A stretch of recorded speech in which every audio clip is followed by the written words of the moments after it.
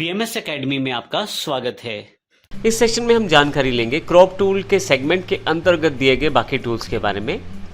जैसे next tool जो हमारे पास उपलब्ध है नाइफ के रूप में। इसके अतिरिक्त दो टूल हमारे पास और भी उपलब्ध हैं, वर्चुअल सेगमेंट डिलीट और इरेजर, जिनको आने वाले सेशंस में हम वर्कआउट करेंगे। लेकिन अभी हम जानकारी लेते हैं नाइफ के बारे में। नाइफ को प्रयोग करने से पहले हम यहाँ एक इमेज ड्रॉ करते हैं। मैं एक सिंपल कॉम्प्लेक्स स्टार के नाम से एक इमेज बना लेता हूँ और इसको कलर कर देता हूँ।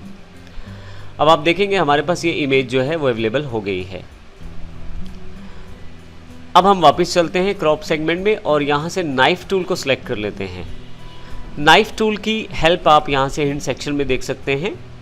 यदि आप किसी ऑब्जेक्ट को स्प्लिट करना चाहते हैं, अर्थात बांटना चाहते हैं एक से अधिक हिस्सों में, तो उसके लिए आप नाइफ टूल का प्रयोग कर सकते हैं। नाइफ टूल का प्रयोग करने के लिए आपके पास मुख्यतः यहाँ पे 3 मोड दिए गए हैं। सबसे पहला मोड है 2 पॉइंट लाइन मोड, मैं इसको सिलेक्ट कर लेता हूँ। इसके अलावा फ्री हैंड मोड है और बेजियर मोड है।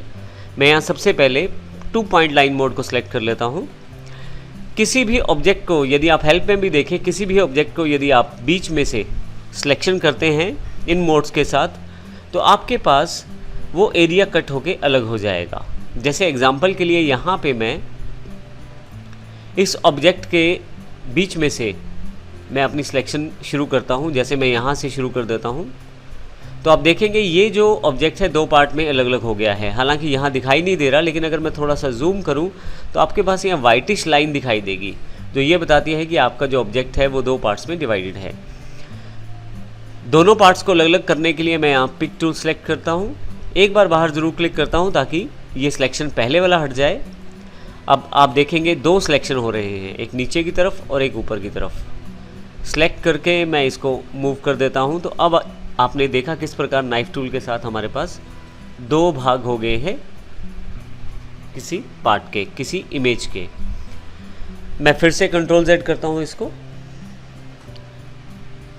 जब मैं नाइफ टूल सेलेक्ट करता हूं तो मेरे पास यहाँ पे 2 ऑप्शन और अवेलेबल रहते हैं। फ्री हैंड मोड, अगर मैं इसको सेलेक्ट कर लूँ तो यहाँ से मैं अपने मर्जी से जिस भी एरिया को कवर करूँगा, आप देखेंगे यहाँ पे वो एरिया आपका कट हो जाएगा। अब मैं पिक टूल लेकर फिर से बाहर एक बार क्लिक करता हूँ, फिर वापस अंदर आकर सेलेक्ट कर लेता हूँ।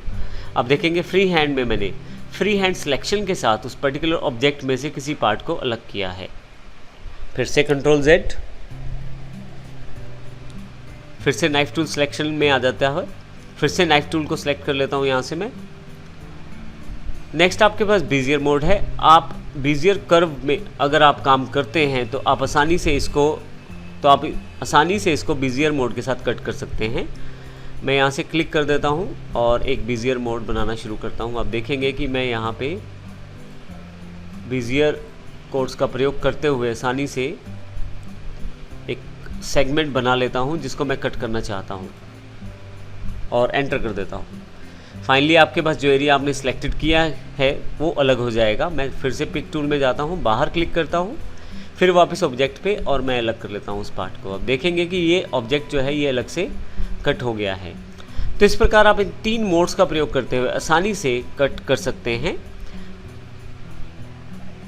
इसके सभी एडवांस टूल्स की जानकारी हम आने वाले सेशन में अवश्य लेंगे, लेकिन अभी जो हमारा मुख्य उद्देश्य है वो कोरल ड्रा के सभी बेसिक्स को अच्छी तरह से जानना है।